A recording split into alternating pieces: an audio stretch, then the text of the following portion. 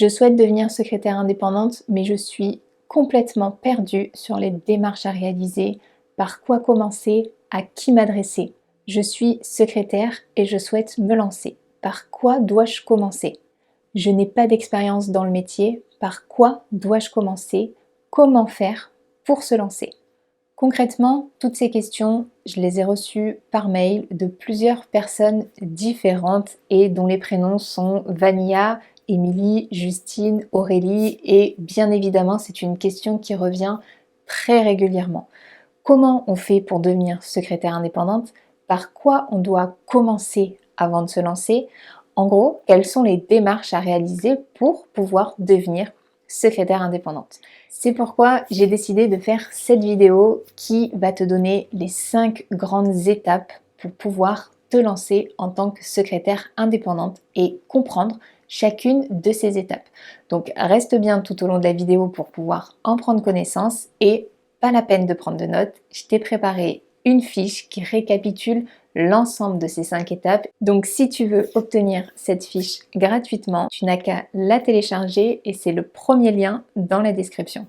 Si tu es prête, c'est parti pour les 5 étapes pour devenir secrétaire indépendante. Avant toute chose, si ce n'est pas encore fait, je t'invite à t'abonner à la chaîne pour voir les prochaines vidéos et à me rejoindre gratuitement dans mes emails privés. Ce sont des emails que j'envoie quotidiennement et dans lesquels tu retrouveras énormément de conseils, de motivation, d'informations sur le métier de secrétaire indépendante, mais aussi sur l'entrepreneuriat de manière générale. Si tu veux nous rejoindre, le lien est dans la description. La première chose que je vais te conseiller de faire dans ces étapes, ça va être de travailler ton projet en fait. Concrètement, travailler son projet, c'est pas uniquement faire une étude de marché ou préparer son business plan, non, c'est aussi analyser ses envies, ses forces, ses faiblesses aussi parce qu'on en a tous bien évidemment, mais également les objectifs qu'on a avec ce projet. Donc en fait concrètement la première étape ça va être de faire une introspection en toute objectivité. Alors concrètement pourquoi faire cette petite introspection au départ? Tout simplement pour vérifier que cette activité est réalisable pour toi, viable, rentable, mais surtout qu'elle va être adaptée à ta situation, à toi.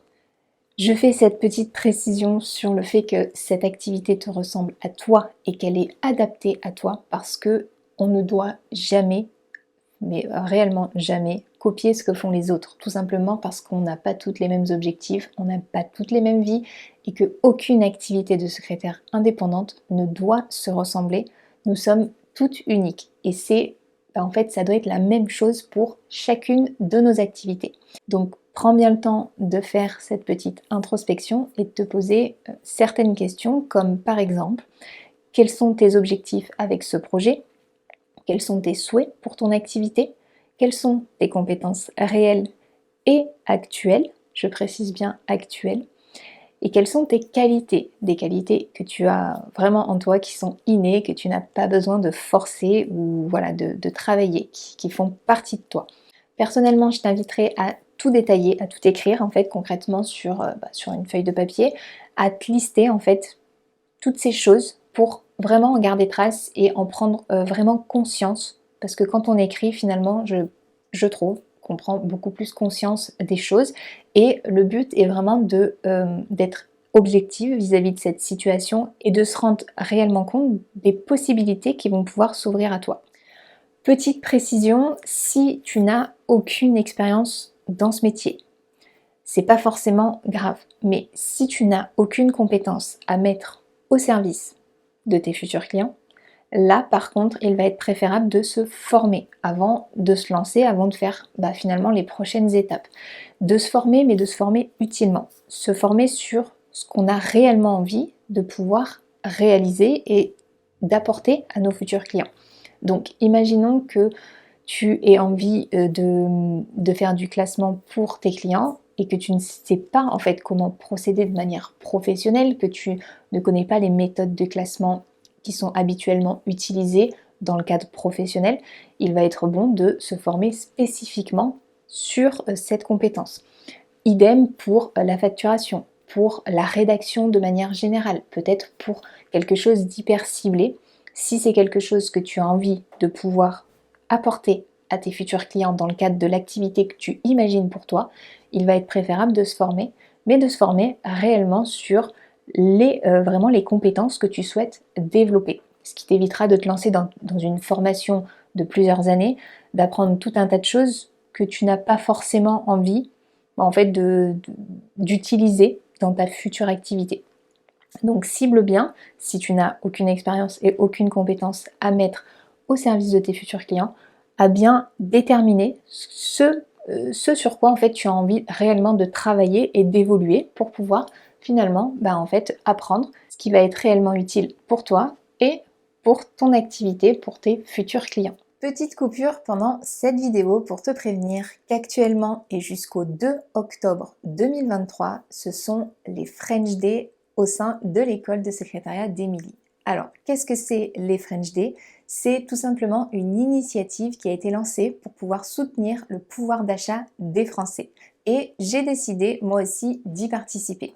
Donc concrètement, si tu veux développer des compétences, si tu veux lancer ton activité de secrétaire indépendante ou tout simplement la faire évoluer, c'est très certainement le bon moment pour profiter des offres exceptionnelles actuellement sur l'ensemble de mon catalogue de formation. Si tu es intéressé, il te suffit d'aller dans la description pour pouvoir accéder très facilement à mon catalogue de formation. N'oublie pas, c'est seulement jusqu'au 2 octobre 2023. Allez, c'est reparti, on reprend la vidéo. Deuxième grande étape avant de se lancer pour devenir secrétaire indépendante. Maintenant que tu sais concrètement ce que tu veux pour ton activité, quels sont tes objectifs, quel est vraiment le but, que tu as fait un petit tour de tes compétences, des qualités que tu détiens et que tu pourrais mettre au service de tes futurs clients, tu vas pouvoir affiner un petit peu le projet pour continuer d'aller dans la bonne direction. Parce que vraiment le but, en faisant en fait ce travail en amont, ça va être finalement de faire les bonnes actions pour avoir l'activité qui te ressemble et d'avoir l'activité qui te correspond réellement, qui va être faite pour toi et qui va pouvoir dans ce cas-là fonctionner si elle est réellement faite pour toi. Elle ne pourra que fonctionner. Donc maintenant, il va falloir que tu détermines un petit peu, donc que tu choisisses quelles sont les prestations concrètes que tu aimerais réaliser pour tes futurs clients dans le cadre de ton activité, quel type d'intervention tu aimerais favoriser, quel type de client tu aimerais avoir en fait finalement, vraiment de sélectionner ta cible client en fait tout simplement. Et de faire une liste de chacune de ces catégories. Donc après bien évidemment tu peux aussi commencer à te décider sur d'autres petits détails, mais moi je te dirais de te concentrer sur ces trois grandes catégories de choses pour vraiment pouvoir finalement en fait déjà avancer pour la suite parce que les autres étapes vont nécessiter ce travail, mais aussi et comme toujours pouvoir vraiment en fait prendre conscience de tout ce que tu vas avoir à faire et à mettre en marche pour faire fonctionner cette activité. Ensuite, et une fois que tu as listé finalement tous les détails de ces catégories, tu vas pouvoir faire un petit état de tes impératifs dans ta vie, qu'ils soient personnels ou professionnels. Parce qu'on a tous des impératifs, quelle que soit notre situation, et ces impératifs sont extrêmement importants dans le cadre de notre future activité. Parce que bien souvent, l'objectif premier d'une activité indépendante et sous le statut de secrétaire indépendante va être de pouvoir avoir le temps en fait de gérer ces fameux impératifs. Et donc je vais forcément penser aux mamans qui veulent être plus disponibles pour leurs enfants, pouvoir finalement aménager leurs horaires en fonction des besoins de leur famille. Ça peut aussi être le fait, comme impératif, d'avoir encore un emploi, le temps de développer son activité. Et dans ces cas-là, l'impératif va être les horaires de travail, le fait de devoir quand même assumer notre emploi salarié. Et donc tout ça en fait sont des impératifs à prendre en compte parce que si on ne les prend pas en compte et qu'on fait comme s'ils n'existaient pas, en fait concrètement ça ne va pas coller entre ce qu'on a décidé qu'on allait faire dans notre activité et ce qui va se passer dans notre vie de tous les jours. Il va y avoir une incohérence et ça va bloquer. Donc il faut évidemment, et je pense du début à la fin de ce projet, être honnête et objective pour pouvoir être sûr de pouvoir assumer concrètement tout ce qu'on aura à faire, être sûr que ça va coller et surtout profiter pleinement de notre activité. Donc je t'invite encore une fois à détailler en fait ces impératifs, à vraiment te poser la question de qu'est-ce qui dans ma vie est là et que je ne peux pas en fait faire semblant qu'il n'existe pas, qu'il faut absolument que je prenne en compte dans ma vie de tous les jours, dans mon quotidien, qui sont vraiment impératifs pour moi et que je n'ai pas le choix de prendre en compte. Donc fais bien une liste et comme toujours, moi je t'invite à écrire parce que quand on écrit, déjà on peut y revenir plus facilement et se rappeler, se remémorer les raisons de ce projet, le pourquoi on a décidé de faire tout ça et de vraiment en garder une trace, c'est hyper important. On passe à l'étape 3 qui va être de vérifier la cohérence de tout ce qu'on souhaite faire dans notre activité. Et donc on n'est pas loin de finalement de prendre en compte ces impératifs pour vérifier que ça va pouvoir coller. Et donc concrètement, on est dans le fait de vérifier que tout va bien s'accorder les uns avec les autres, en fait, tout simplement, dans tout ce qu'on a décidé depuis la première étape. Donc concrètement, cette vérification, elle porte sur le principe de cohérence de ton projet et donc de ta future activité pour voir si elle va réellement pouvoir fonctionner. Donc en fonction de tes souhaits, de tes compétences actuelles, de tes impératifs, de ta cible client, parce que tu as dû aussi indiquer quel type de client tu voulais avoir. Tu vas pouvoir constater si réellement tout s'accorde les uns avec les autres, tout simplement. Et en fait, d'avoir tout écrit, tu vas pouvoir faire ce rapprochement plus facilement et surtout ça va pouvoir te sauter aux yeux s'il y a un truc qui colle pas en fait, tout simplement. Et donc je t'ai mis un petit exemple sur la fiche que tu peux télécharger gratuitement dans la description. Au moins tu auras toutes les notes et tu n'auras pas eu besoin de toi de noter quoi que ce soit. Tu pourras y revenir très facilement. Et donc concrètement en exemple, sur le type de client par exemple, tu souhaiterais collaborer, imaginons, avec les cabinets d'avocats. Tes compétences réelles et actuelles sont le fait de gérer les réseaux sociaux et de faire du classement. Donc en soi, tu as des compétences, pas de souci, tu as ta cible client, mais est-ce que tes compétences s'accordent bien avec ta cible? Je ne suis pas hyper convaincue. Peut-être que le classement pourra être utile effectivement en cabinet d'avocat, mais les réseaux sociaux, je ne suis pas certaine que cette compétence soit forcément utile au cabinet d'avocat, ou en tout cas suffisante pour pouvoir répondre concrètement aux besoins de cette cible. Et donc c'est là qu'on voit en fait qu'il y a une petite incohérence. Rien ne t'empêchera par la suite, évidemment, de développer les compétences qui sont nécessaires pour intervenir dans les cabinets d'avocats, pour pouvoir répondre aux besoins de cette cible que tu aimerais avoir. Mais actuellement, ce n'est pas forcément le cas. Et en fait, ce qu'on veut, nous, concrètement, là, dans ces étapes, ce qu'on veut à la fin de ces étapes, c'est que tu puisses te lancer et en fait le faire rapidement. Ce qu'on veut, c'est que ça soit rapide et que tu puisses avoir des résultats aussi rapides.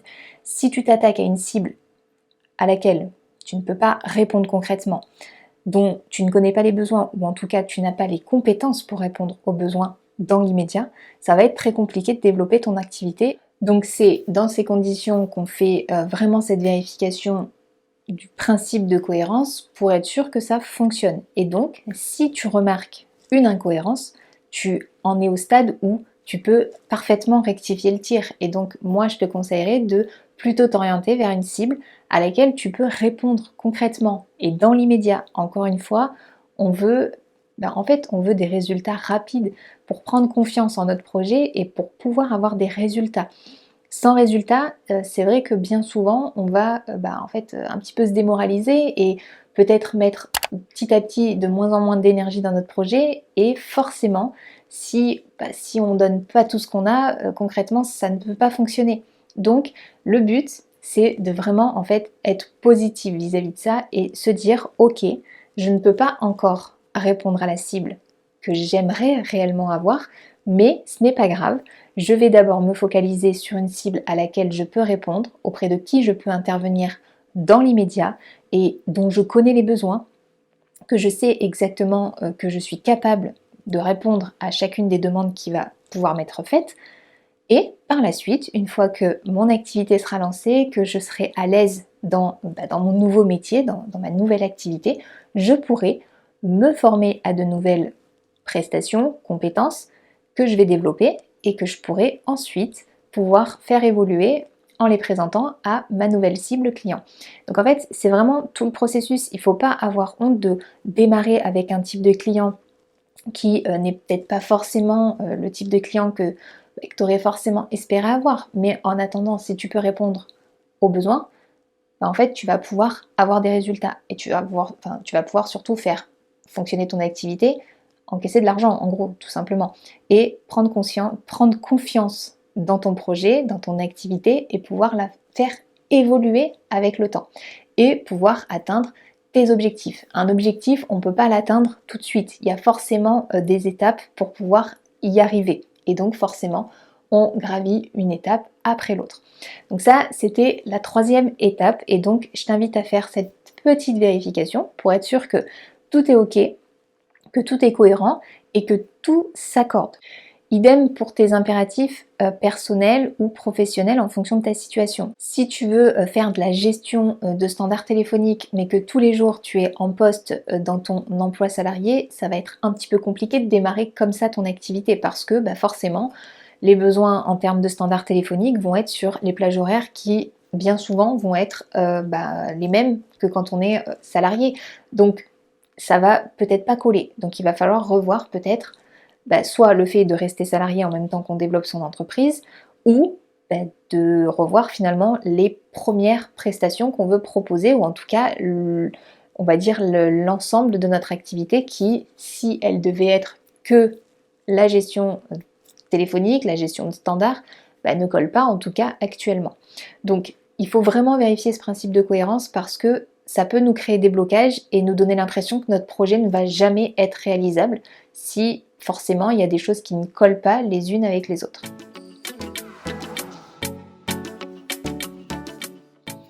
On passe à l'étape 4 qui est d'activer la prospection. Alors, activer sa prospection, c'est possible une fois qu'on sait exactement ce qu'on veut pour notre activité, qu'on connaît notre cible client, qu'on est sûr que ça va fonctionner, que nos compétences et nos prestations sont déterminées, qu'on sait en gros tout ce qu'on veut dans notre activité, on va pouvoir passer aux premières démarches de prospection. Si tout est ok de ton côté niveau cohérence, tu peux passer à cette étape.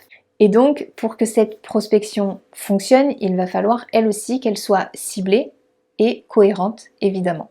Parce que concrètement, en fonction du type de client qu'on va avoir, on va pas forcément utiliser à chaque fois les mêmes méthodes de prospection d'une secrétaire à l'autre, d'une secrétaire indépendante à l'autre. Parce que concrètement, une méthode de prospection va fonctionner avec un type de client, vraiment dans un domaine particulier, mais ne fonctionnera pas pour un autre. Donc en fait, ce qu'il va falloir, c'est déterminer exactement quelle méthode est la plus adaptée à notre cible client et évidemment à notre personnalité aussi, à notre façon d'être. Parce que concrètement, si on utilise une méthode de prospection avec laquelle on n'est pas à l'aise, en fait, ça va se ressentir et on va pas du tout être persuasive, efficace ou même paraître sûr de nous. En fait, on va pas être en confiance avec ce qu'on est en train de faire et donc forcément, ça va créer une petite difficulté, je pense, au milieu parce que ça va se ressentir. Donc concrètement, il faut identifier la méthode qui va être la plus adaptée à ta cible client. Et donc ça, c'est un travail que tu dois faire aussi avant de passer concrètement à l'étape de prospection. Il faut que tu te demandes, en fonction de la cible client que j'ai, quelle est la manière de l'aborder qui sera la plus adaptée en fait. Comment je vais pouvoir prendre contact avec lui dire que j'existe, lui faire part de mes prestations, lui expliquer ma manière de travailler, lui donner envie en fait de collaborer avec moi.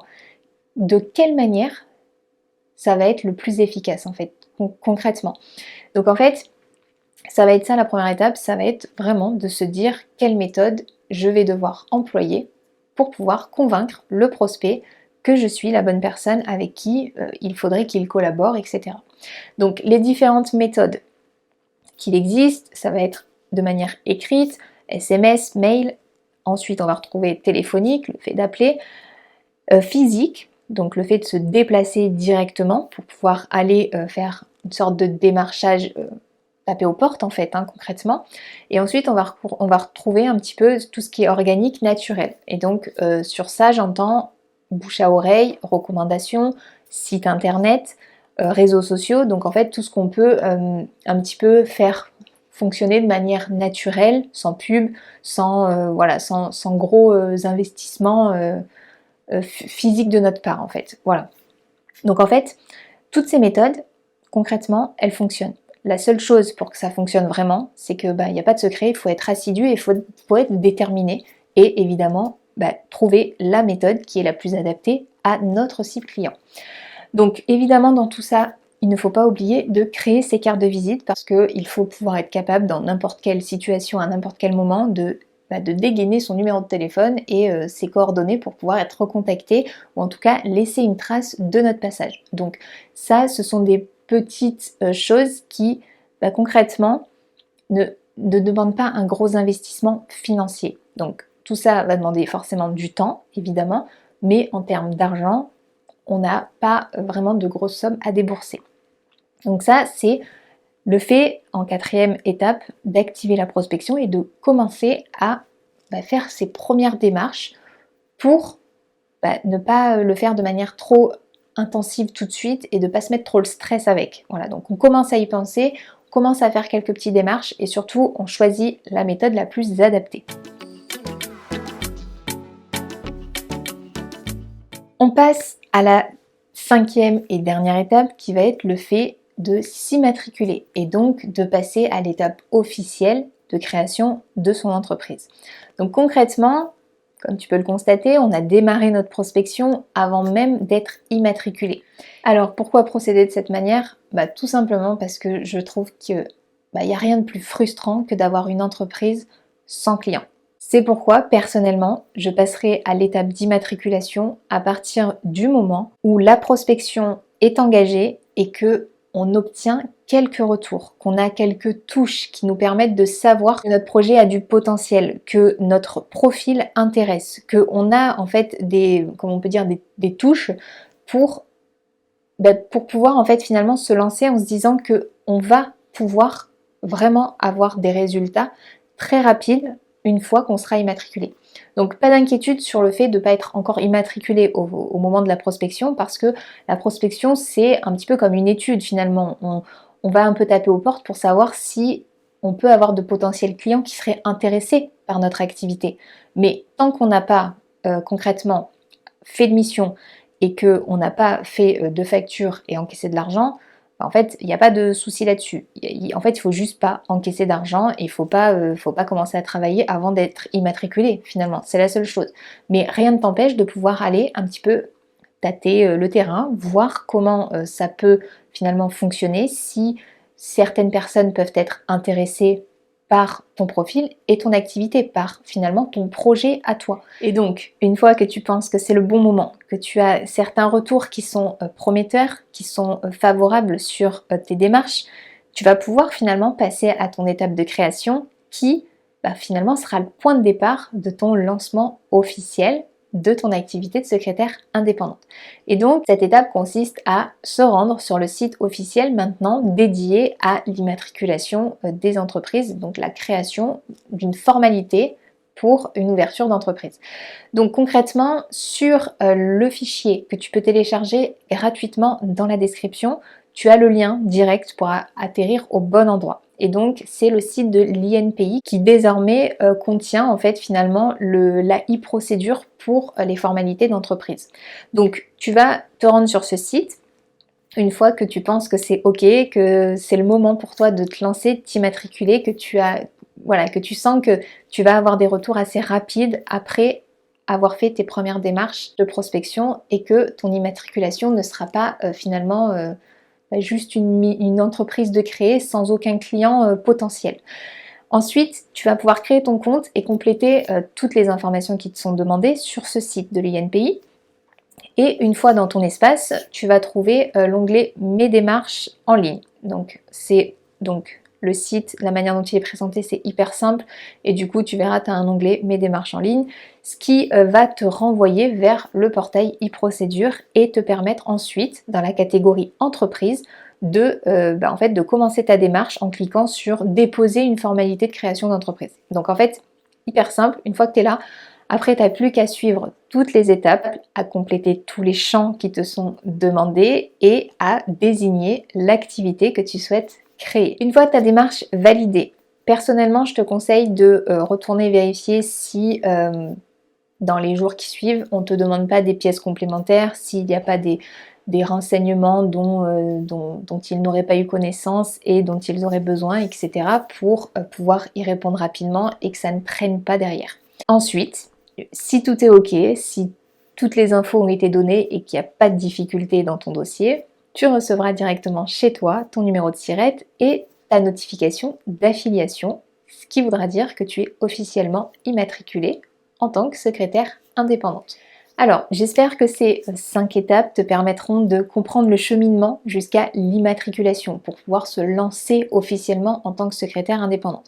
Évidemment, tu peux avoir besoin de plus de renseignements encore en fonction finalement de l'avancée de ton projet, en fonction de l'étude que tu auras faite. Et si c'est le cas, si tu as besoin de plus de renseignements, tu peux me rejoindre dans mes emails privés qui sont gratuits, dans lesquels je partage énormément de renseignements, d'informations, de partage d'expérience sur le métier de secrétaire indépendante, mais aussi sur l'entrepreneuriat.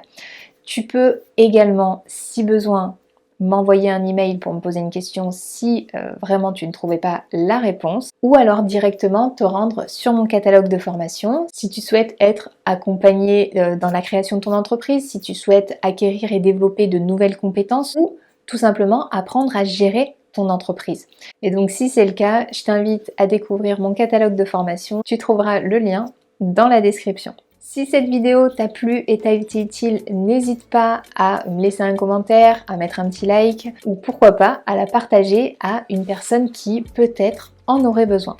N'oublie pas de t'abonner à la chaîne si ce n'est pas encore fait pour voir les prochaines vidéos. Et en attendant, je te dis à bientôt dans une prochaine vidéo.